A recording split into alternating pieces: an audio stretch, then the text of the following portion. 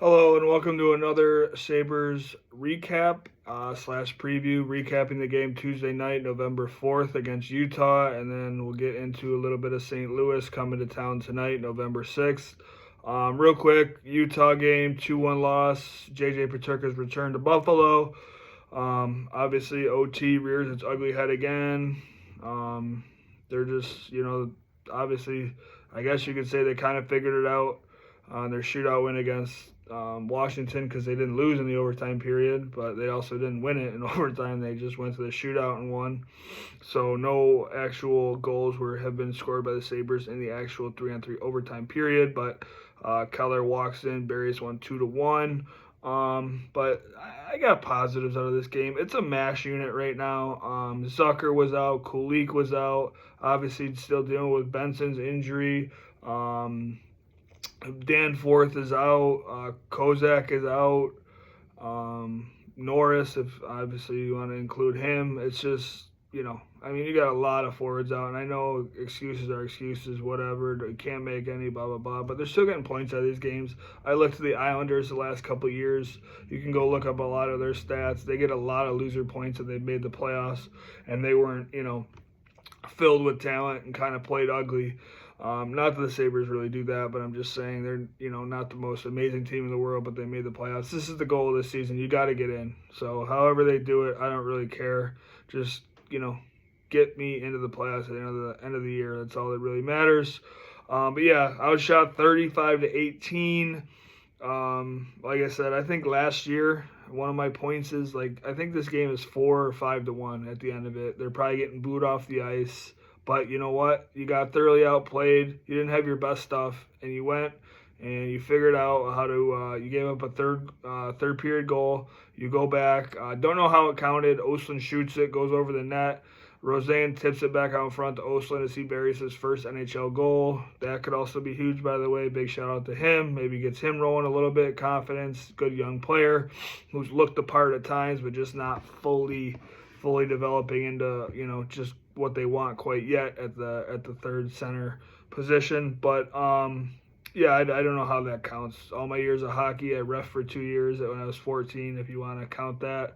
But clearly, stick above the crossbar, high sticks it down, hits off the post. Maybe that nullifies it. I don't know. I didn't really get any explanation or wasn't able to find anything, but I'll take it. And then Utah goes down in a 1-1 hockey game, and Lyon covers a puck and kind of a quick whistle as they tap it in. So Sabres got pretty lucky. And listen, again, I'll take luck.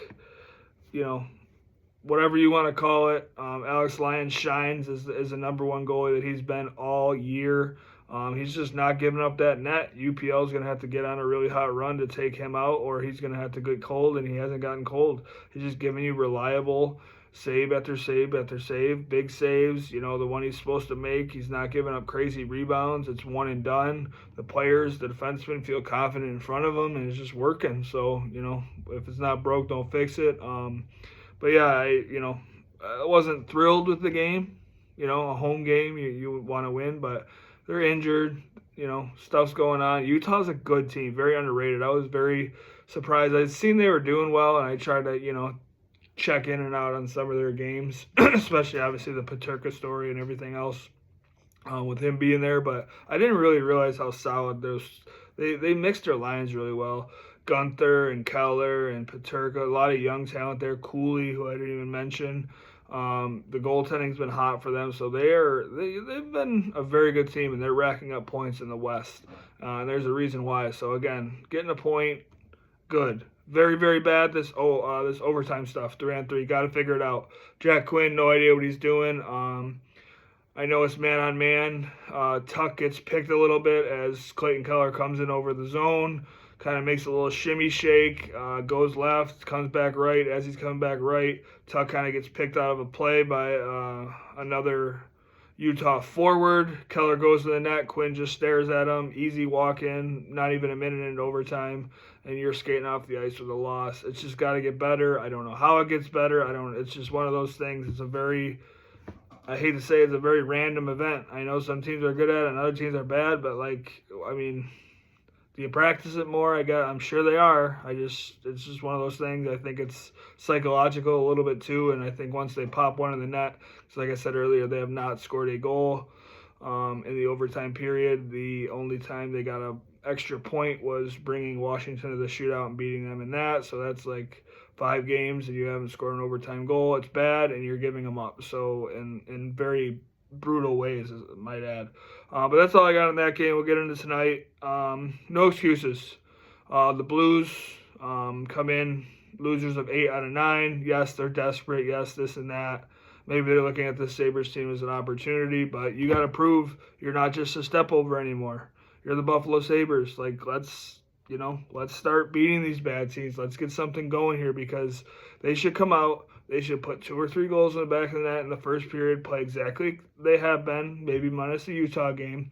And if they play like that, there's no reason these goalies aren't going to stop the puck. They haven't been doing that for the Blues. The Blues got no confidence. You get them, keep them down. You roll right over them. And you bring that energy. You hit, you skate, do everything you've been doing. Play with that speed. And they should be completely fine tonight. And boy, they better be. This is a must-win. This is a game you can't, there's no other way around it. No other way around it. I'm not taking no for an answer. You got to win this game. I said that about Boston. They got a point. Wasn't happy with their performance at all. But this is a different animal. This is at home against a team that's lost, like I said, 8 of 9. You got to come away with 2 points, no matter what. Kozak is back in. That's big. Some of the lines here with him back in, kind of really getting shuffled up.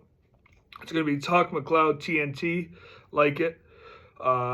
Roseanne, Oslin, and Quinn don't love it on the defensive side. Really like the speed and attacking kind of nature of that. Reminds you of a little bit of Cousins, Quinn, Peterka from a couple of years back. If they can kind of get some magic going, that'd be awesome to see. But like I said, when they get caught out there 5-on-5, I'm not the fondest of that. But what are you going to do?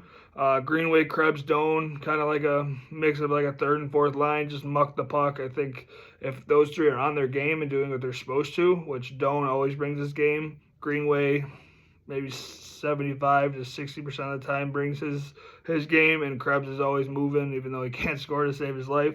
I kind of like those combinations of players that just dog the puck down low and really bring energy into this game. And then the line who was really good, who I got a star under here, is Malenstein, Kozak, and Dunn, as Kozak draws back in.